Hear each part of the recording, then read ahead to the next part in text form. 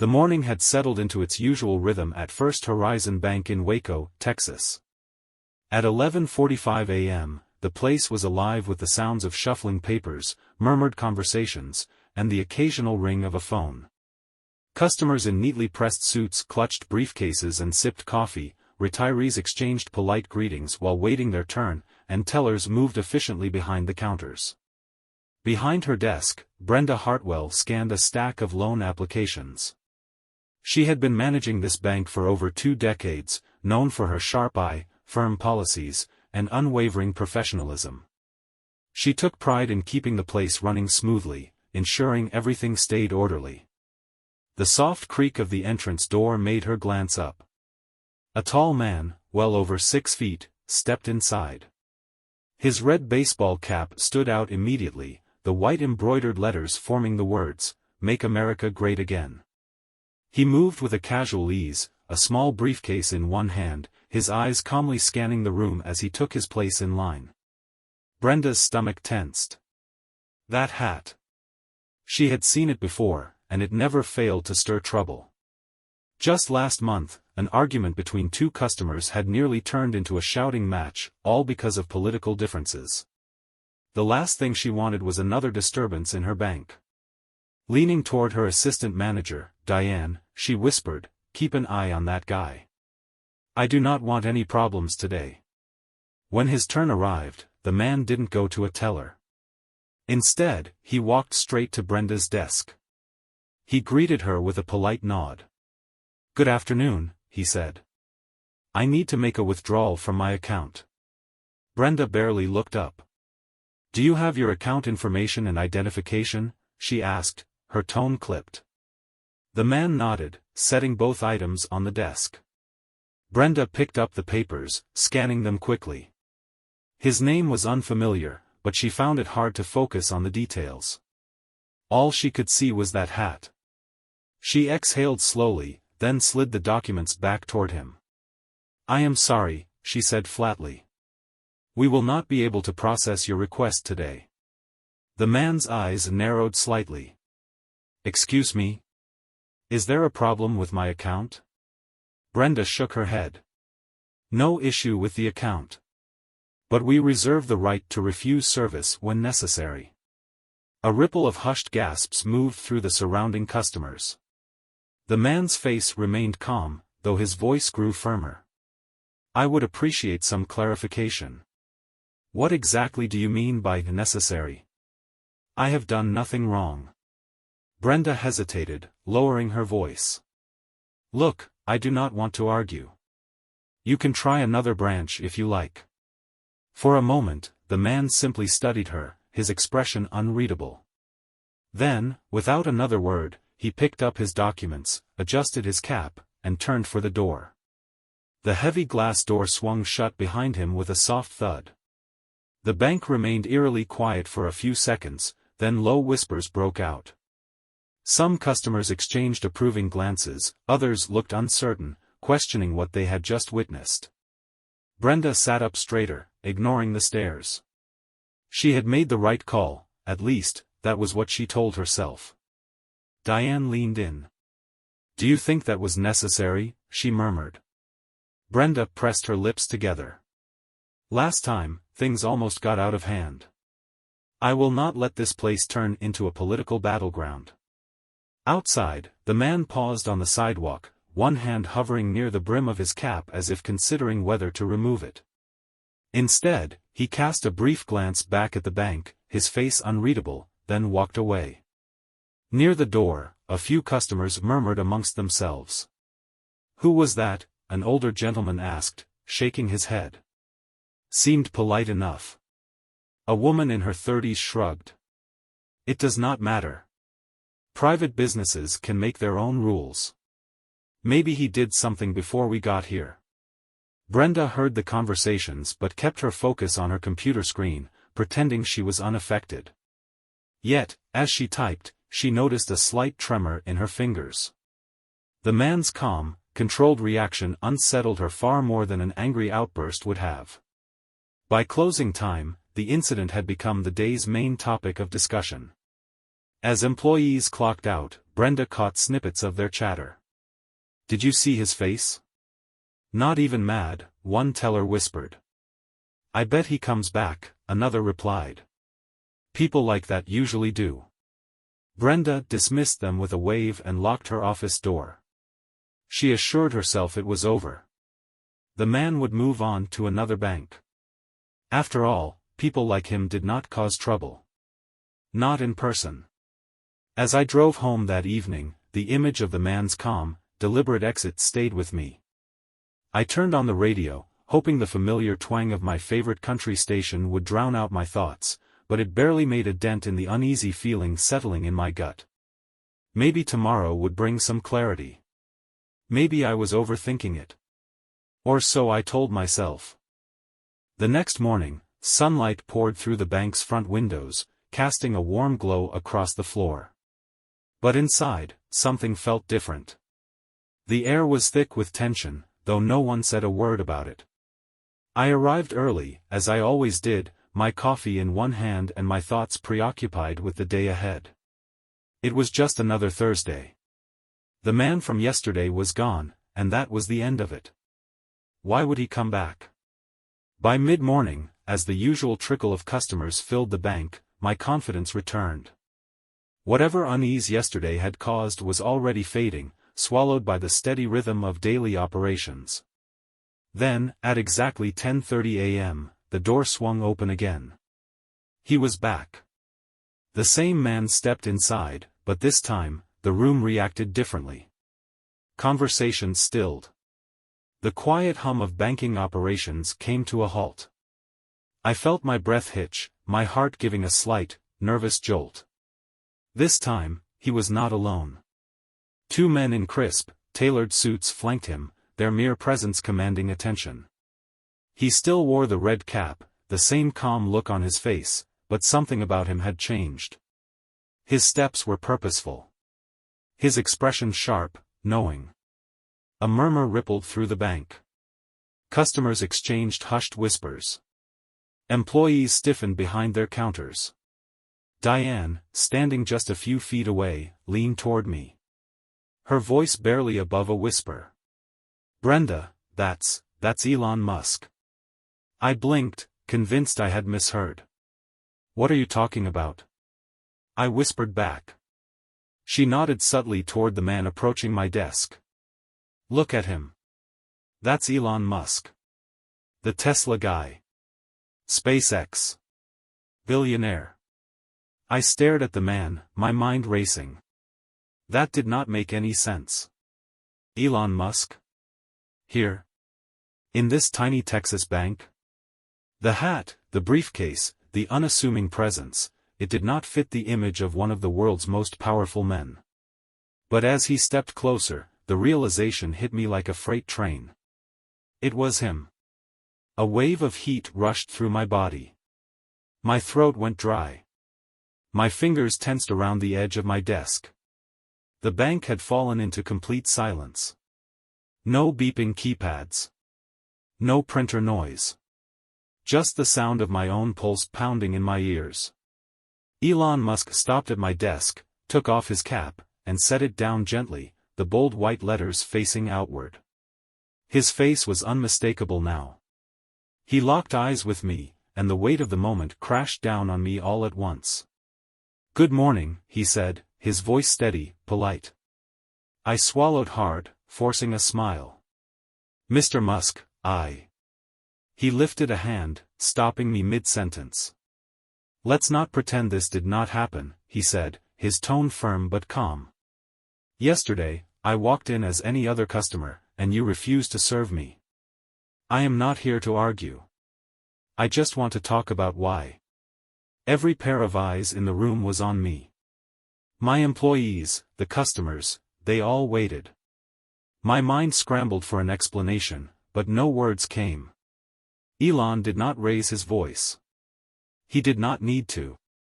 His presence alone was enough.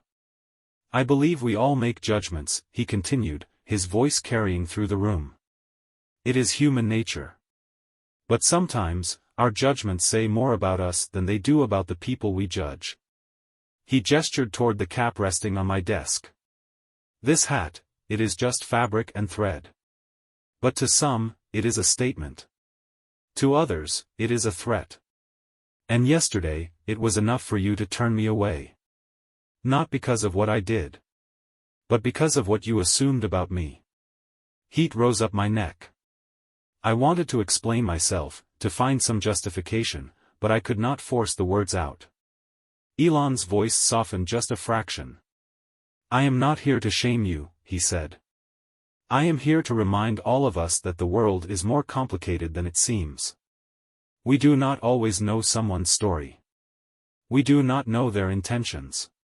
And if we let our assumptions lead us, we risk missing out on something, or someone, extraordinary. The bank was silent. Not even the sound of papers shuffling. Not even a breath. The weight of it all pressed down on me. My own employees were watching, customers frozen in place. Some clutched their phones, too stunned to even record what was happening. Elon's gaze shifted across the room, finally landing on a young teller in the back. A girl no older than 20, looking as if she wanted to disappear behind her desk. And just like that, I realized the moment was not over. He had one more surprise left. Elon's voice carried effortlessly across the room, firm yet calm. What is your name? He asked. The young teller's eyes went wide, clearly caught off guard. Lauren, she stammered. Elon gave her a reassuring nod. Lauren, what would you do if someone walked in wearing something you did not agree with? Would you judge them based on their clothing, or would you take the time to understand who they are? Lauren hesitated, stealing a nervous glance at me before answering. I try to treat them the same as anyone else.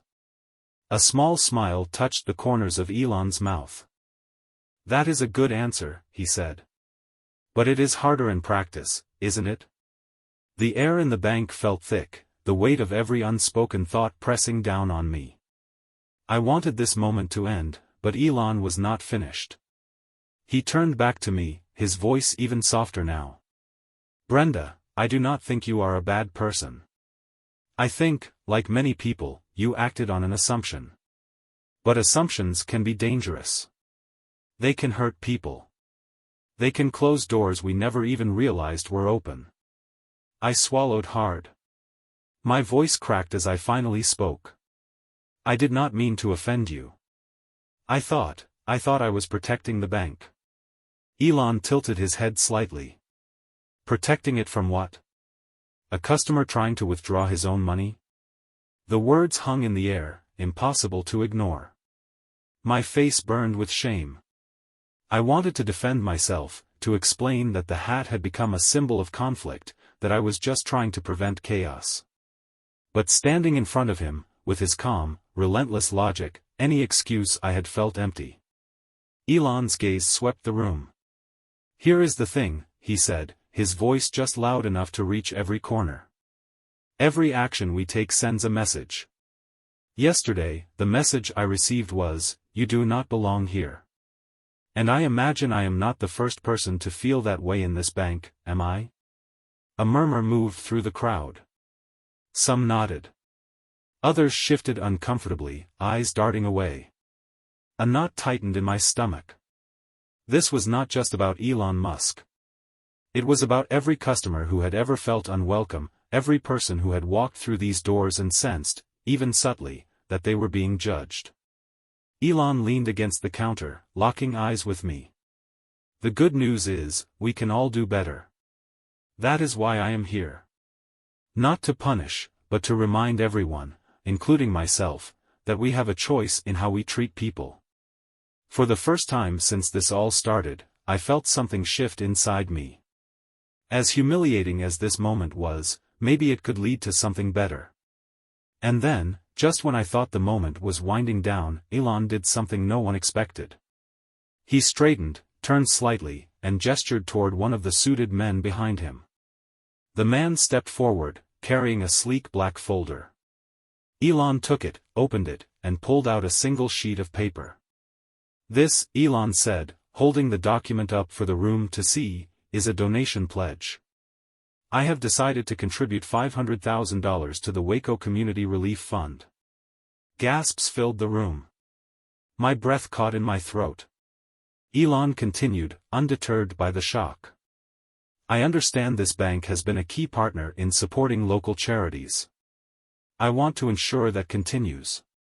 A few hesitant claps broke out among the employees, uncertain but amazed. The tension in the room shifted, replaced by disbelief.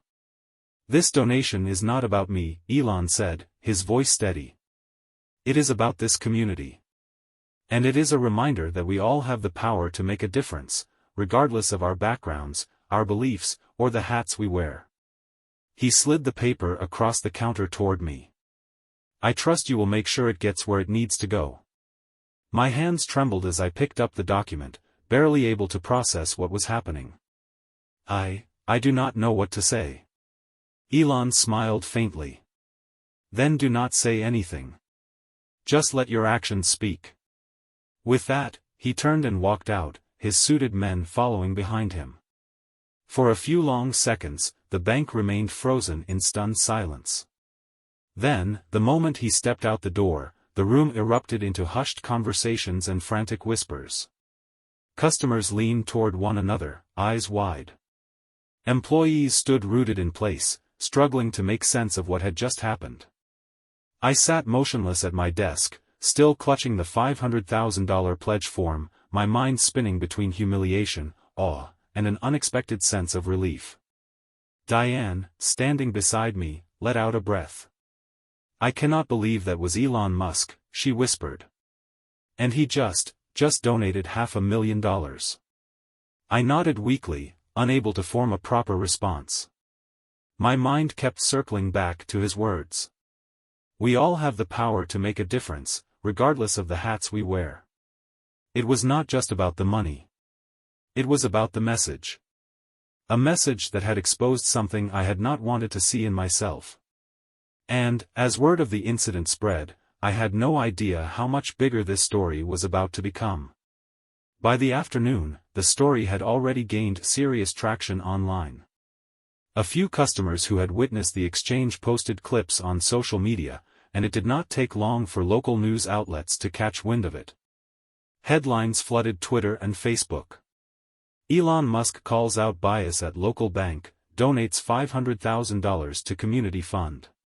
Bank manager refuses service to Elon Musk, regrets it instantly. The buzz was relentless. Brenda's phone vibrated constantly, calls, emails, messages from corporate demanding an explanation. She spent hours carefully drafting a response, trying to find the right balance between accountability and damage control.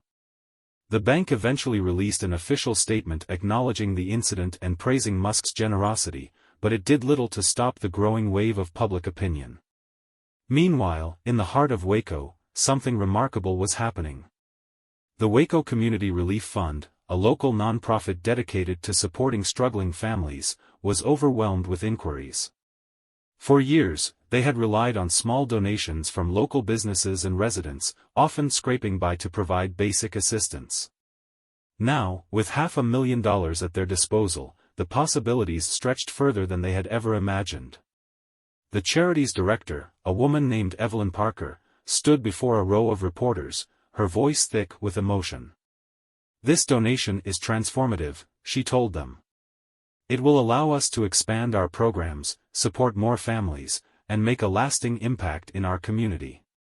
We are incredibly grateful to Mr. Musk, not just for his generosity, but for his belief in the power of kindness.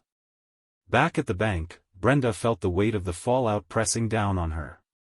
Some of her longtime customers averted their gazes, avoiding eye contact as they completed their transactions.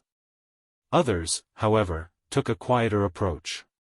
One afternoon, as she reviewed paperwork at her desk, an elderly man named Mr. Hargrove, a client who had been banking with them for decades, stepped up to her counter.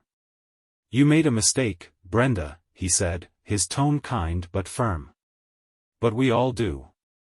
What matters is what you do next." Brenda swallowed hard, her throat tightening. "I know. I never thought something like this would happen here." Mr. Hargrove gave a small, knowing smile.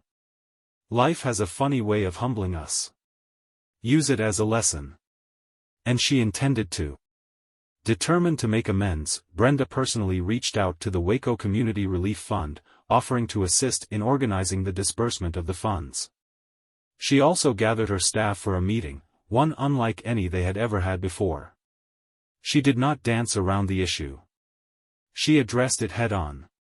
We cannot let our assumptions guide us, she told them. We have to be better, for ourselves and for our customers. What had started as a local incident quickly snowballed into a national conversation. People across the country debated the morality of what had happened, asking themselves how often they judged others based on appearances.